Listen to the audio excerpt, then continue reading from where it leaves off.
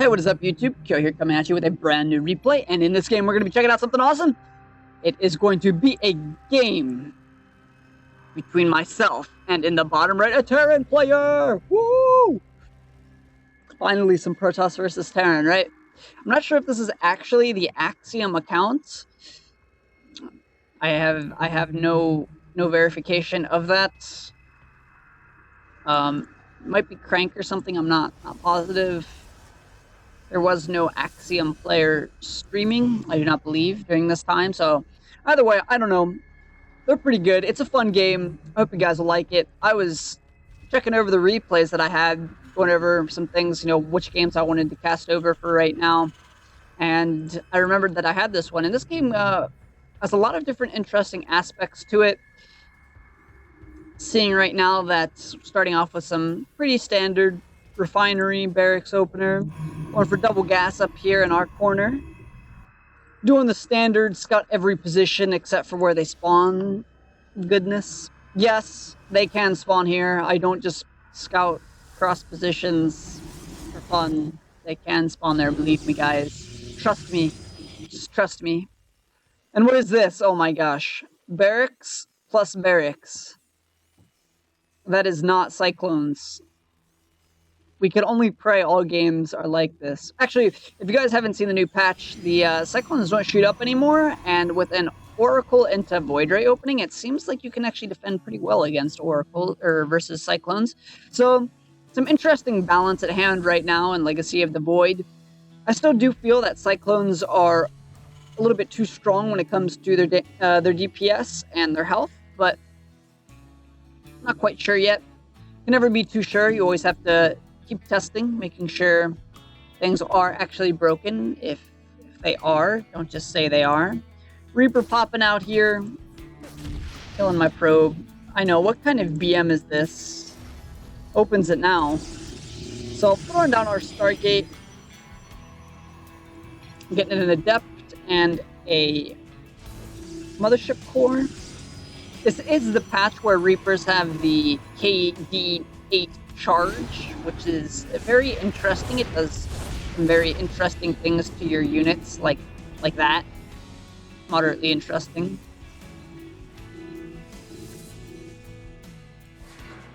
And I'm not really sure how I feel about that. You can do some really interesting things like jump Hellions over walls like this. But at the same time, it doesn't really seem super effective versus Protoss since we have Adepts. So I'm not inclined to say it's broken, but it does yield some interesting results for sure. See, we're harassing up a little bit here with this Adept. Just trying to keep these Reapers at home. 4 Reapers, a bit of a different opener, especially versus Protoss, not something you would see regularly. Of course, Reapers do still have their regeneration, so over time they do pick back up their health. You can see these Reapers starting to recover down here. And our friend Axiom picking up Stim, adding on a reactor. Already has this natural up, turning it into an orbital. We do have our first Oracle out over here. We have 2 Adepts also to defend. Blows away our Adepts a little bit, but Oracle's pretty good at killing Reapers actually, so perhaps not the most effective opener versus Protoss, especially if they open air. Back at the Terran base, we do see a bunker and Marine, so definitely looking like we're going to be seeing some bio play. Stim and Marauders queued up here now. Adding on 2 engineering bays for upgrades. And back at our base, we are getting Robotics Bay, adding on our 2 gateways, splitting up our workers. And we have our Stasis Ward back here. Picking up 2 worker kills. Stasis Ward just to be defensive, make sure no shenanigans with Marines or anything running past. We have our second Oracle coming in here, picking up 1 kill. Not too much in here for the Terran player, just a few Marines and his Marauder. And both just going to start macroing up now. Not really any fear of being attacked. And this is the cool thing you can do with oracles now. So you can go in, try and do your initial damage, see if they have their due diligence, built their missile turrets or not. But if they haven't, you can stick around and do some extra damage. But if they have, you can just bring your oracles back, and with the stasis ward now, you have the ability to get aggressive with other units while defending with those. Trying to pick up just a few more worker kills. Checking out what kind of army composition our Terran friend has down here. Adding on a factory and starport for those medevacs. Getting 1-1. See our oracles flying back home. Mothership core trying to knock down some rocks. Only have 2 sentries and a zealot. We have a warp prism and good old nothing being chrono boosted. Standard Protoss strategy. Trying to pick up this marine. See this army so we can't stick around for too long. Barely escaping out of there with our oracle. We have 2 stasis wards set up on our ramp. Very good for defensive positions. So we went from chrono boosting nothing into chrono boosting a supply block. Top tier plays over here. We are just about even on the worker count. 45, a little bit lead for Protoss, but actually Mule's making it a little bit ahead for the Terran player. We see these stasis wards doing their job, slowing down the Terran army, and we aren't trying to surround his army here. Just pick the fights we want to do, pick off a couple Marines.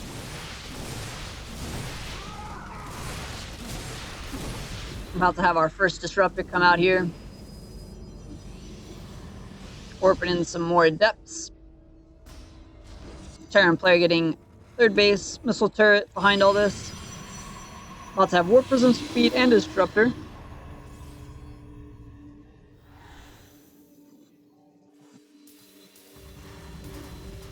Adding on medevacs now.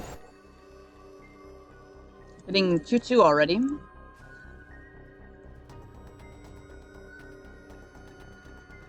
And this map is a little bit awkward for Protoss, I have to say. 5 kills on our disruptor there. Picking up a mule, I think, also. Very good trade. And the reason this is awkward for Protoss is because the expansions... This type of expansion is actually absolutely horrible versus Zerg, and if you guys have been watching some of my streams, it feels rather impossible to beat Zerg in general, but on this map, if they just attack you at all, it seems even more impossible. Have our other disruptor at home defending.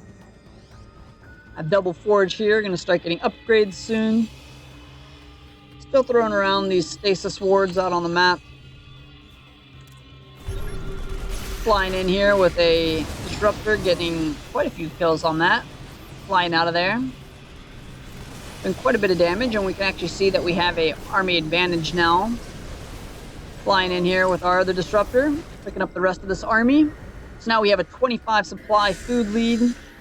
Throwing down more stasis wards and feeling safe to take another base now. So this is kind of back to the awkwardness of the map. You have to make sure you have enough units to cover a wide range, wide area before you take a 3rd base. Otherwise, they're just going to be dropping you. Quite a good map for drops with a lot of airspace. See these stasis wards set up at our natural here. Throwing them up behind this rock as well. Flying straight into our base. Throwing down some stasis wards up here. Just getting as much utility out of these oracles as we can. Terran player sees these going down and getting their army out of there. End up friendly firing a probe right there. Get one of the medevacs. Can we get another one? Yes, we can. So, if you guys have been following the progression of feels that I have for Protoss versus Terran right now, you should know that I feel like Zealots have more or less become useless in this matchup. Instead of getting Zealot Charge, I feel like getting Blink is always going to be a better option now. See, we did quite a little bit of harass down here in the corner, warping in some adepts, using the warp prism to drop them off with the disruptor. You can see we are up to 12 worker kills versus 10 Terran. Moving across here with his army again. Adding on a Twilight Council now. Finishing up our 1-1, throwing down some more Stasis Wards. We have 3 in our base, 2 at our natural.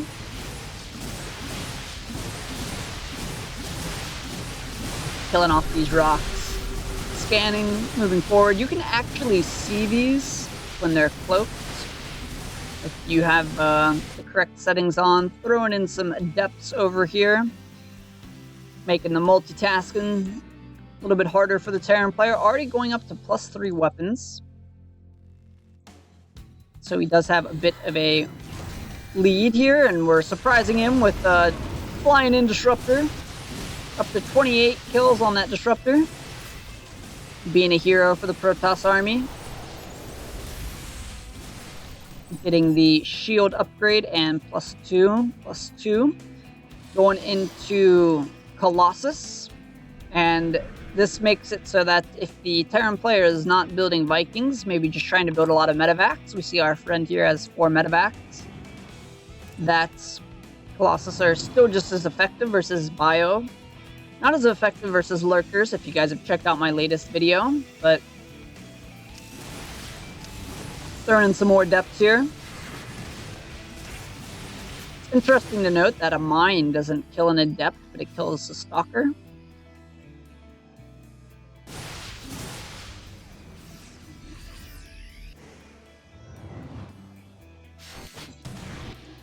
Noticing these mines are still outside our base. Interesting things you can do with disruptors is auto-cast them and make them chase units that are burrowed, and it will hit them. Losing a few stalkers here, and this is what I was talking about. 5 kills on there, about 5 marauders it would seem. You have to be careful while microing your disruptors. Have to make sure that you're not doing any friendly fire, but you also have to make sure that you're selecting the next units to send over there and chase the Terran army. We do have some stasis wards over here, basically all over the place. We have 4 here. This one catching a few units at our natural. We do lose a Colossus, but trading for a number of medevacs and quite a few marauders, not that bad. Banking quite a bit of money, and this is something that I was mentioning on Twitter in one of my games, is it feels like even if you're expanding a lot as Protoss, you have so much mineral, but not very much gas. Getting 3 ghosts there, that's actually a really big pick-off. Very well worth the disruptor. And there's nothing really to mineral dump in. You can make adepts, which are pretty good, but the problem with making adepts is they do cost gas.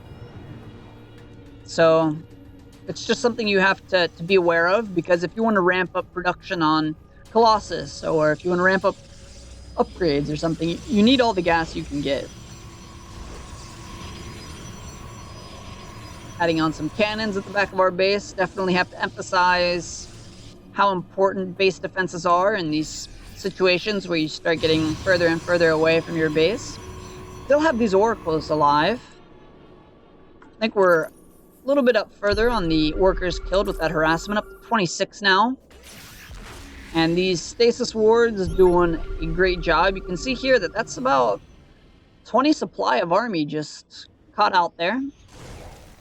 Using our adept to take over the tower, adding on 2 more robos. Terran player up to 2-3, getting his 3rd upgrade now. Reactively throwing those SCVs away. War prisms are pretty scary. I can understand that. Getting up some more cannons over here. Ghosts seem not nearly as strong as they used to be, and definitely can't outrun disruptors, so Terran player has to be really, really careful with their units here. If they trade a few ghosts, that's a lot of money that they could have had otherwise. More stasis wards here, catching off more of this army. So we see that we're just getting really good trades with our stasis wards here, doing some more harassment in the bottom. All this multitasking. We can see here that our APM is actually up to 213, which is actually higher than it was in the previous version because of the time change now. So just cleaning up this army that was stasis warded, flying around with our oracles still. And this is some interesting stuff that you can do with Protoss now with the stasis wards versus bio. You keep these alive and you can start basically running around the map with the rest of your units and depth stalkers, disruptors. I think if I had gotten Blink a lot earlier in this game, it would have been even better. I could have defended these drops even more effectively. Because you can just basically chase after medevacs. And stasis wards do a great job. Activated that, forgetting that a unit that has been hit by stasis ward cannot be hit by abilities. So just kind of leaving these units here. Throwing down some more stasis wards, catching out some more units. And that's pretty much the name of the game here. You're just trying to build up a really good disruptor, immortal, adept stalker army, getting our upgrades, expanding out, all while defending these drops off. Throwing down more stasis wards, catching his army yet again.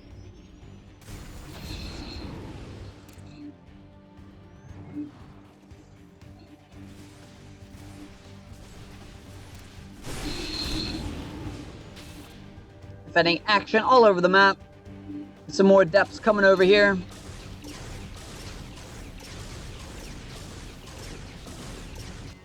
I think adding in DTs here is a really good idea as well. The only thing, again, you have to be aware of is just how much gas you have.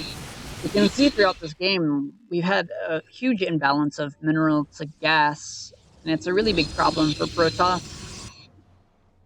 We see we have quite a few disruptors in our army, getting 3-3, building 3 immortals at a time. This was basically the thing I found that is the best way to dump your minerals. The only problem is that immortals are not nearly as strong as they used to be without their hardened shield.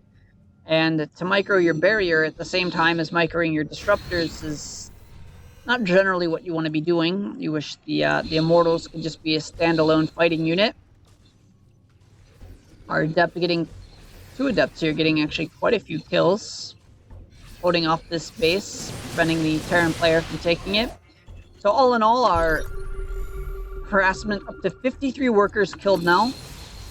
Doing a really good job of that. We are out of position here with this drop on the left, though. Are going to lose this expansion. Dipping in and dipping out.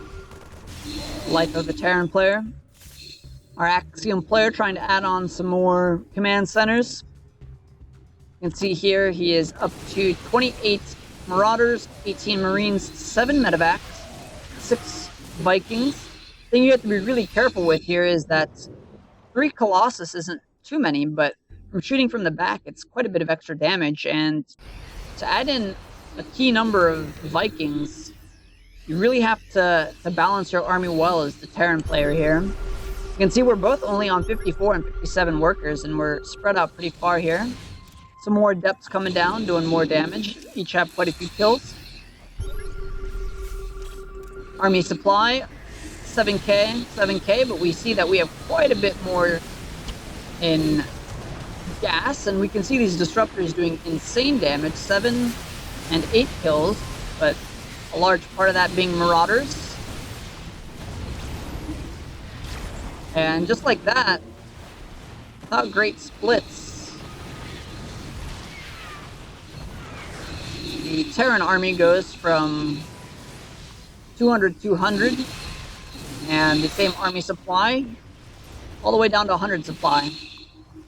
So we're picking some good fights to have here, preventing this base from being taken, and this base has been stasis ward pretty much the whole game.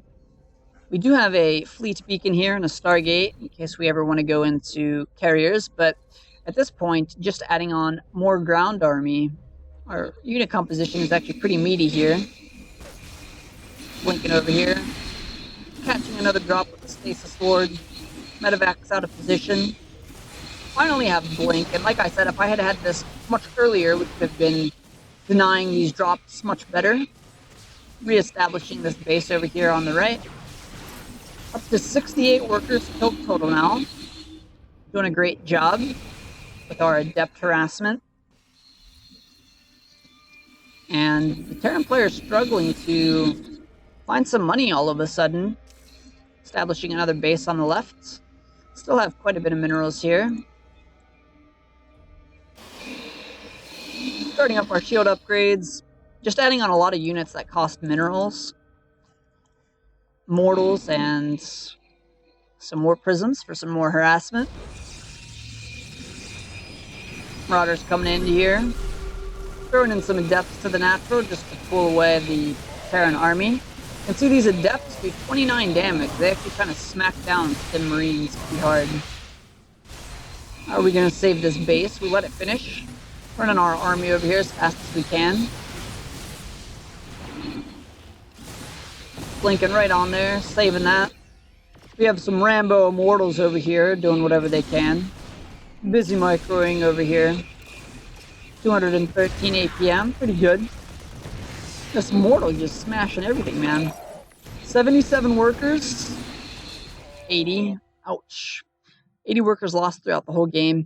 And the real moral of the story here is if you're a Terran player, you have to be splitting your ghosts. We saw in that game that this Axiom account, player, person, whoever it was, did have a key number of ghosts throughout the game, but they kept losing them in bunches to the disruptors running right at them. So you either need to be ready to pick them up, get them into medevacs, get them away from your army, you know, be ready to get the hot pickup. And you also have to be kind of aware of these stasis wards. Maybe it's going to be a bit more common to start scanning before you drop your units into Protoss bases if you play bio, in case you drop on top of a stasis ward or anywhere near a stasis ward.